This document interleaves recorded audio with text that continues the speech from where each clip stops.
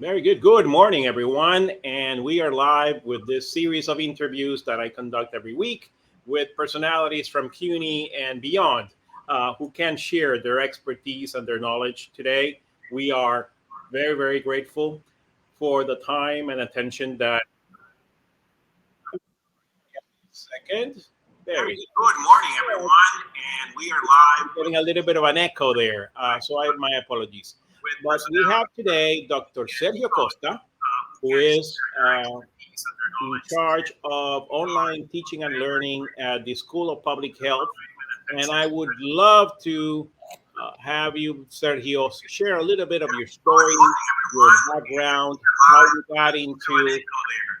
Can you hear an Yeah, echo? so I think you need to maybe cancel your LinkedIn connection. There we go. Perfect. Have you share a little bit of your story, your background, how you got into. I think, Sergio, you need to I stop can hear your you. LinkedIn. You have to close your LinkedIn. I'm sorry. Can you hear me okay? I can hear you. Okay. Oh yeah, the LinkedIn connection is in the background. Yes, it is. That's Sorry. right. If you close LinkedIn, that we don't Sure. get the echo. That's great. Okay. Very Not good. a problem. Uh, Technical difficulties that sometimes happen. Not a problem. So Sergio, great to Mhm. have you. It's Thank a you. really a pleasure to be able to talk to someone with your expertise about these topics that are so top of mind for Mhm. everyone in higher education, particularly the topic of artificial intelligence and how it will affect the higher education sector. So, but before we get started on that topic, can you tell us a little bit about your background, about your story, how you chose a career in higher ed? Sure. Good morning, and thank you for having me, Dean Jorge. I started in in higher education. I think right from the very start. So I've as I look back in my career, I've always worked in places of learning. I was from library. I went to the college textbook industry for a while I was finishing my doctoral programs, and I thought that perhaps this is where I had my first exposure to online learning and distance learning, which is fascinated by how all these technologies facilitated learning. This was in the late '90s sometime. And then an opportunity emerged with all this experience that I had in building online programs and just watching the technology evolve, especially from the publishing industry, that I had an opportunity to come to a place of higher learning. I came to the University of Nebraska Medical Center, the College of Public Health there, to build their online programs in public health, their graduate certificates as well. No one gave us a magic book, but I was at a moment in my career where I was seeing the building, the literal building of not only programs, but an actual building, everything that goes into building a school from the ground up. And then fast forward a few years, I had the opportunity then to come to the City University of New York, where I did the same thing, and then there also witnessed the centralization and crafting of a school from the ground up.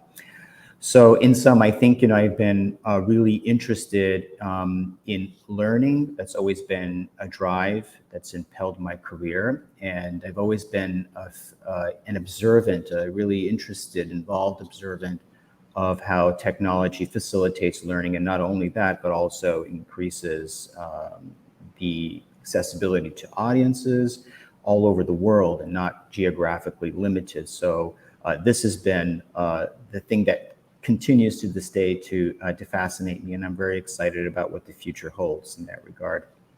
Excellent. Thank you so much, Sergio.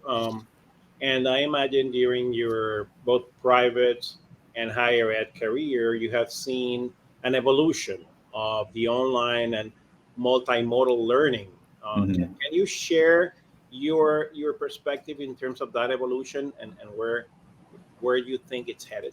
Yeah. So if I think back to the first moment where I taught at the graduate level, online courses are what we deem to be, learning management system course shells. Were basically places that just stored, material, sort of like storage house of things.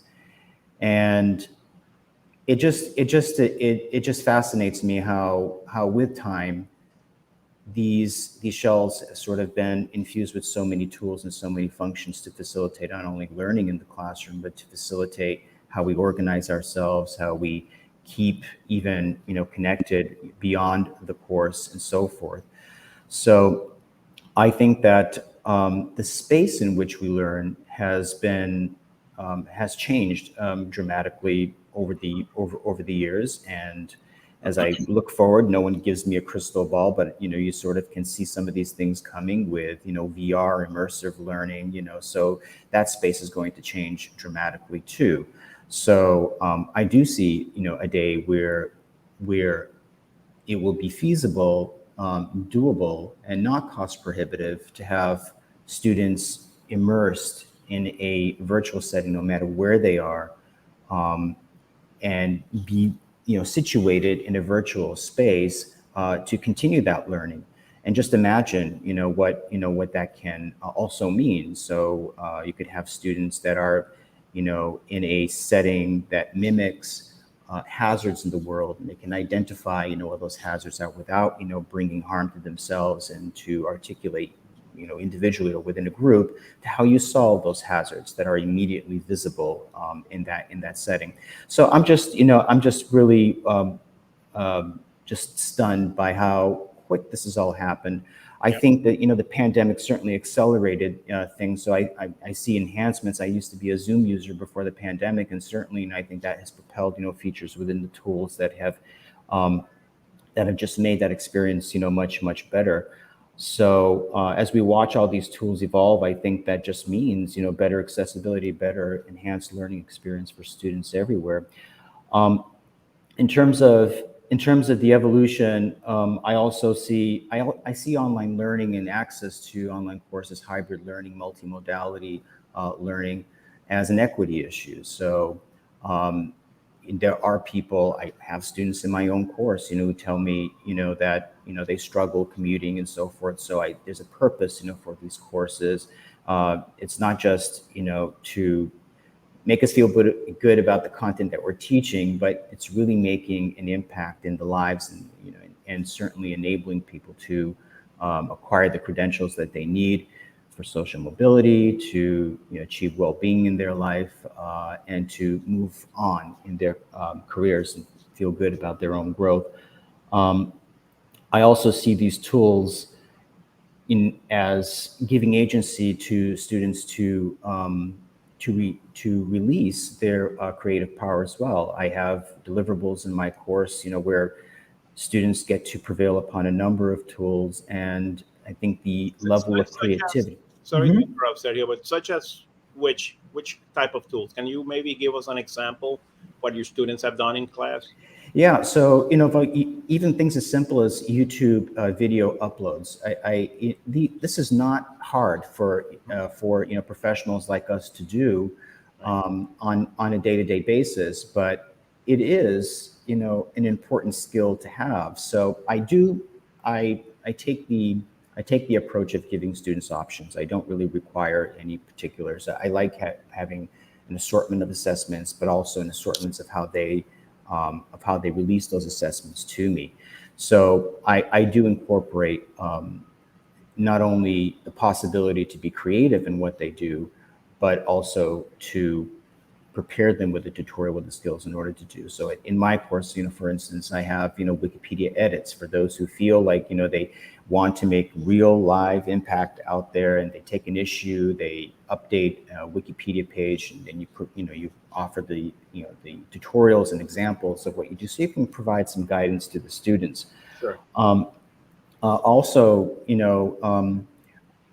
I think in my course, we have communication plans. So communication plans are often given in a very polished and sort of a nice PDF using design, nice designing and a very creative use of how you display that content. So I'm just over the years, it's just been amazing to see students just jump right in and really put their all in creating these products that actually can be shared out there. They're not just assessments, they're authentic assessments that can be given to a prospective employer, be put on a digital portfolio and so forth. So the polish of the deliverable, the students really take advantage of that, I find, provided that you give them the resources and you provide exemplars too. I'm a big proponent of offering, some ideas, to stimulate their thinking, especially if they're doing it for the first time.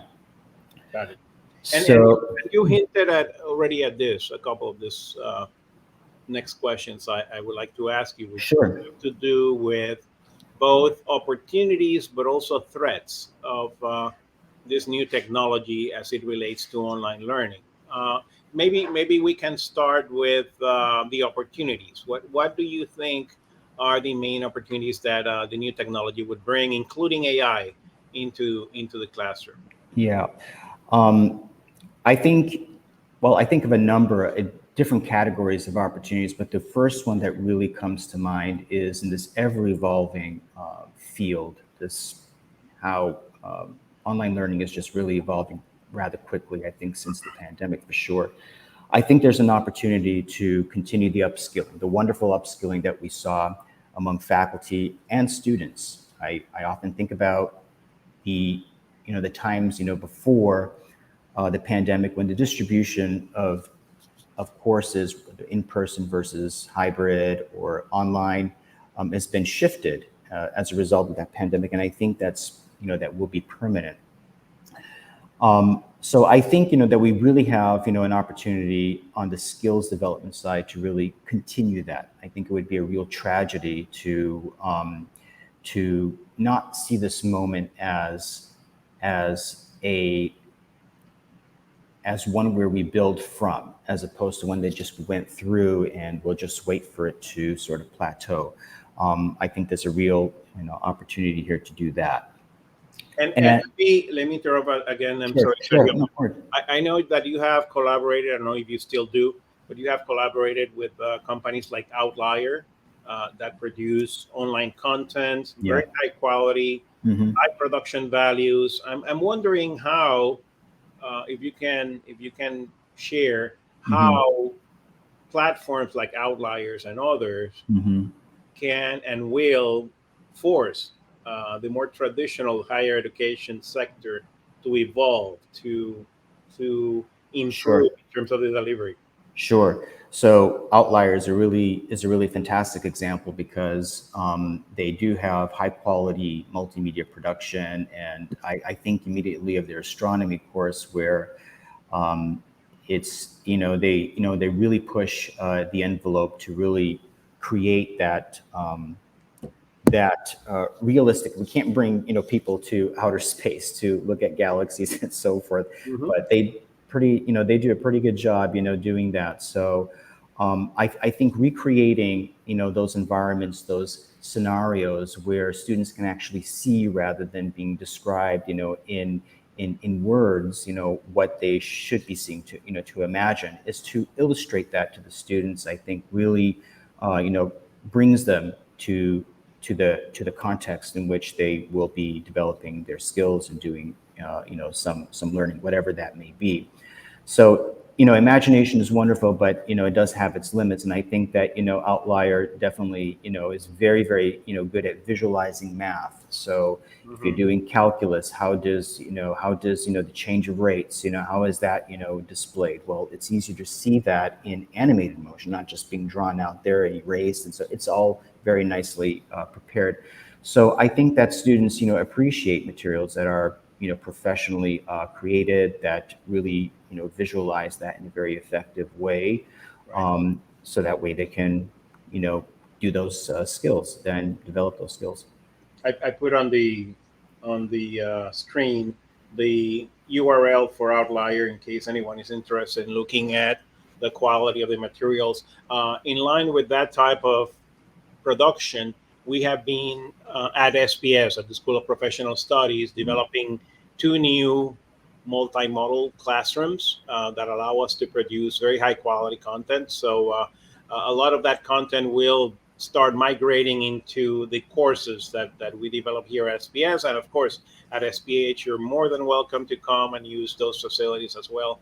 Sergio, I have a question on the comment section. It's from Davinder, and Davinder says, curious to know what trends you see impacting online higher ed the most in the next 1 to 2 years. Well, in terms of trends, well, AI is already here. So I think that we have yet again another opportunity to embrace, dealing with that, because it will not go away. That's number one.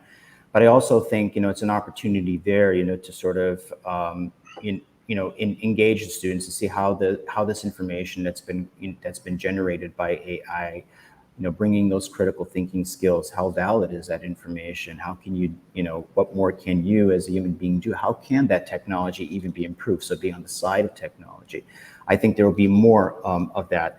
I also see too challenges around literacy. So we have, we've always dealt with, the bombardment of information and what is good, what can be used in the class and so forth. I think that it's going to be really quite a challenge to navigate the rise of deepfake and what is increasingly produced in such a realistic way.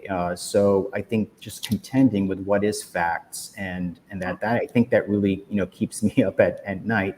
But I think there's going to be more of that. At the moment, I feel like we should also, like with other AI, welcome that challenge to improve it, because it's not something that I think will go away. I think another challenge more globally for higher ed is that I've certainly been on the private sector side, but I also consult startups and advise people. I'm interested in this space as well.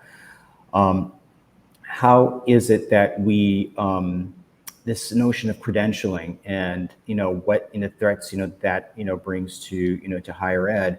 There are employers, there are startups everywhere that are interested in bypassing that whole what we would deem as traditional credentialing.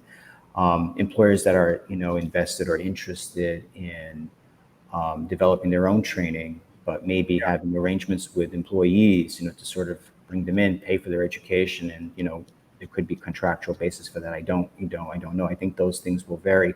So that's a real threat. And I also think that what that means for higher ed is that we always have to, I think we've always done this to some extent, but I think that now we have to do much more, being more attentive to what's happening in this space and to follow the competition and to identify very early on what those threats might be, where that market is going. Because higher ed is not really the sector that very quickly responds to these things. Procurement, especially in publicly subsidized institutions, is a very lengthy process. Curriculum development here in New York, it takes quite a long time, to put up a program and receive. So I think we have to be, I think that every aspect of this, in order to meet that competition, in order to meet those challenges, needs to be looked at. Yeah, and it's certainly an opportunity that we at the School of Professional Studies have been tapping into. As you probably know, we have a workforce development and workforce learning unit that is much more nimble and flexible in terms of developing content. So we are creating those partnerships with Right. corporations, nonprofits that want to create content that eventually will migrate to the academic side. But it Mhm. does take, given governance structure, it takes time. So we see the non-credit bearing credentials, micro credentials, mini courses as a great opportunity to Absolutely. explore Mhm. topics that might be evolving very very quickly. We have a very engaged audience, and Oh, we wow. have received quite a few additional comments and questions. I'm going to show Sure. on the screen a comment by Jadmir Troshani, who teaches here in the Mhm. school in the communication and media department. And thank you, Jadmir, for your comments. The question he has is, could you provide some advice on best practices for offering timely and constructive feedback to students in online courses? Additionally, we're transitioning to D2L Brightspace. That's the learning management system. Do you have Mhm. any experience with it? If so, how would you compare? So let's take the first question. We'll Sure. address D2L later in the interview, but let's take the first question, which is a perfect segue to the next question I had for you, Sergio, which is which skills should faculty develop to be more effective in online learning? Sure. It's a fantastic question. So I should tell the audience that, as a dean, I'm very busy with lots of things happening in my unit, but I also insist on teaching. So I'm never far away from the course. So I'm teaching right now a graduate level course, one of the main core courses of the school, and this notion of instructor presence and being responsiveness is an area that I'm very interested in. And I think that coming from the private sector side, we're very customer oriented. I think I brought that over when I came over to higher ed, and I'm grateful for it because my course evaluations definitely show that I'm a very present, very responsive person, and so forth. In terms of facilitating, how do we actually do this? It's a mixture of things. I think it's definitely this notion of being empathic, to meet students where they are. I am very keenly aware of how busy my students are. In our school, around something like 85% of our students work full time. So I have to be there for them when I think they need me, or when they indicate to me that they need me. That's usually by an email or text, or in the learning management system, I also have the subscription to a forum. There's a feature that you enable for the forum, so whenever someone posts a comment, you get immediately emailed. I prefer to just deal with emails as opposed to just waiting for the 24, 48 hours. I think that in the end, it does help your students have confidence in you, and releases the stress and anxiety, and so forth, especially as deadlines loom for assessments. I think overall everybody wins in a situation when you are making yourself available to your students. And one of the easiest ways, this is just one of the realities, when they email you and when they need you, that's the moment that they need you, so you have to respond to them. And I often do respond on weekends. I won't suggest that we all do that, because we're all trying to achieve work-life balance, and we're also very busy in other respects. But I think it's important just to just really become comfortable with the notion that someone out there is looking for you. And as in real life, you don't text 24, 48 hours, to arrange a dinner with friends and so forth. You take care of it, at the moment. So there are tools within the LMS that help with that, and I offer optional web sessions. They're not really particularly, um, you know, uh, there's not really a huge amount of attendance with those, but I do offer. I think just offering and giving these opportunities to the students is very much appreciated. So Great. yeah. Let me also jump into another question and comment from a good friend, Juan Eugenio Rodriguez de Hostos. He's asking, I'll show that as well on the screen. He's asking, uh, where have we seen online learning fail, especially under the intensity of the pandemic, and what learning has that produced for innovation in tools, technologies, and teaching techniques that will resolve these shortcomings and significantly enhance virtual learning of all kinds? Yeah, so where we have seen online learning fail, I think depends, on what institution and what experiences that organization. And also, it's a function too of how well prepared your faculty are. So in our case at SPH, we we prioritize the training of faculty um, to teach online learning well before the pandemic. So Right. when the pandemic came, we were very well prepared. So under so the, so under the context of the pandemic, and my colleagues and I have published on this in Frontiers of Public Health, um, this conflating with what we did in the emergency mode is not anything like how we did it with benefit of time and with thought and preparation and also the reinforcement of skills. So you become a better, much more experienced teacher. That goes with any, that's the case with any modality, with the more iteration that you do. So I've been doing this for a very long time, but I continue to teach because, in large part, every time I do teach, I am reinforcing those skills. So I think that we should look at this moment as sort of like preparing for the next emergency, whether that is Mhm. a Right. pandemic or a national emergency. That could be cataclysmic, that could be earthquakes don't really happen, but something could happen that could disrupt education in our cities. So we have the benefit of time now.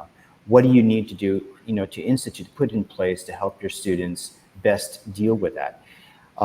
Post-pandemic, we have these other layers of mental health, this need to do more trauma-informed, teaching processes, but also being aware as instructors that people are very stressed. I see that in my own students too. So what things you can do in your course to invite them to sort of modify a deadline because they just might need it. They might need 2 extra days. I'm interested in quality over, this notion about being a police officer in my course. I want my students to be happy.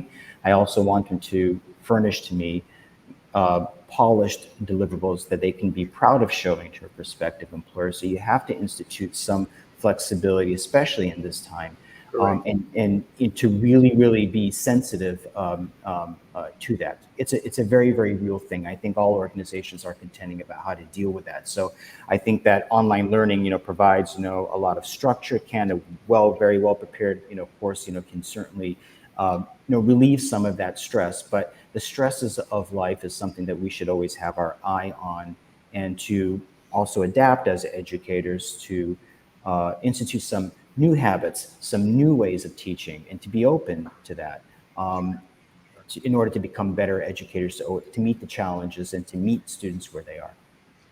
Excellent. Thank you, Sergio. And we have a comment from Tony Picciano, who was in this interview program last week. I'm going to show it on screen regarding credentials.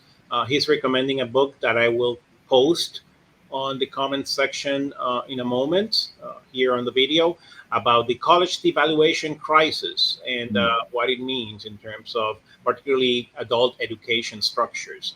mm. The book is titled, is by Jason Wingard, and it's titled The College Evaluation Crisis. Let me see if I can show the link to that particular book. That's wonderful, Anthony. Thank you. I'll look into that. There's the Amazon link in case you want to check it out on Amazon. And as I mentioned earlier, Sergio, we have a very, very engaged audience. I hope we get to cover all the questions. We might not be able to because it's only a Sure. half hour, but it seems pertinent to consider a follow up discussion with you, Sergio. Sure. You are one of the most engaging interviewees we have had, and Okay. that shows by the number of questions. So Dave is asking, Wonderful. is there? This is a great question. Is there a career path you can delineate for seasoned professionals with interest toward teaching and professorship? Is there a career path you can delineate for seasoned professionals with interests toward teaching and professorship? Um, I want to be sure that I understand the question. I think it refers to what we have in higher education called, rightly or wrongly, teachers of the practice. So, Mm, practitioners, experts in their fields who might want to teach part time or full time. mm, We have many of those at sure. STS, Yeah. which really brings a lot of value to the curriculum to the students because you get not only the theory but practice in real time from experts in the industry where they practice. So I Yeah. think that's what Dave is referring to. But I'd like to get your thoughts. Yeah, sure. I think, I will just use, myself as an example. I'm interested, in ed tech. I think we definitely should explore. I think that, as higher ed and, people who have been exposed to higher ed, we are very keenly aware of all the pressures, that students face, where they come from, especially here in New York City. And I think that bringing our skills and our experience, to inform ed tech, for instance, would be a really uh, good path to embark on. There's a lot that's happening out there, and I'm afraid to say there's not very much good stuff. I've been to some of these pitches, and they're very ill thought out, but they could benefit from someone who has experience not only with teaching in higher ed, but how higher ed works, because a lot of these startups are very interested in how they connect and how they become partners in higher ed. So there's a lot of thought, going on out there. So I would definitely, promote the notion of ed tech. Outlier, you could always take a look at, at institutions, like that. I think they will be more. They're proliferating. Another thing is that shared studios. They're here in Brooklyn Navy Yard, but what they do is they take old shipping containers, reformat them with excellent audio and video in order to bridge communities around the world. So you imagine you have rooms that are outfitted or other shipping containers, across the world, and you can have dinners, you can have tables meet up right to the screen. We have one long table, and you're sharing dinners and learning about each other's cuisine and practices and having conversations. So I think it's just a really fascinating time to be in, and I would pursue some of these paths.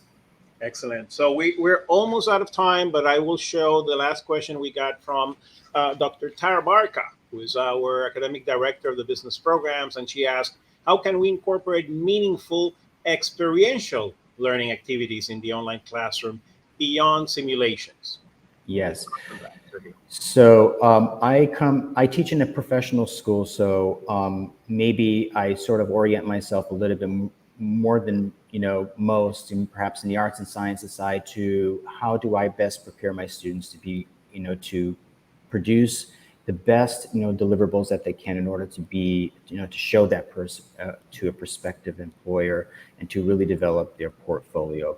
So I think everything that I do is really towards gearing how can I have my students just prepare things that they can show, so that way they can get a job as quickly as possible. I think there's experiential learning activities in the classroom could also mean simulations, not just virtual, but real life interactions that especially build around these secondary skills that are very important. How do you manage yourself? How do you develop accountability? How do you show respect for differences of opinion? So case studies in themselves can also be really interesting to deal with, so people can have designated roles. So we can have a real life, simulation of what you would encounter in life without, the technology aspect. So that's another approach that one can also take. But particularly if you're a student in New York City, where, the city itself is a humongous laboratory that allows for experiential learning. So, Sergio, unfortunately, we have come to an end. But I do want to share on the screen your email in case anyone wants to reach out to you. I imagine this more than happy to. The easiest way to reach to you. Thank you so much. This has been an engaging, instructive conversation. We might need a part two, so I will reach out to see if we can schedule a follow-up to this interview. But again, thank you so much to everyone who is with us today. Thanks so much for watching. We will edit the interview and post it on our YouTube channel as well. So all the best. Have a great week, and we will see you soon. Thanks so much. Bye, everybody. Take care. Bye-bye.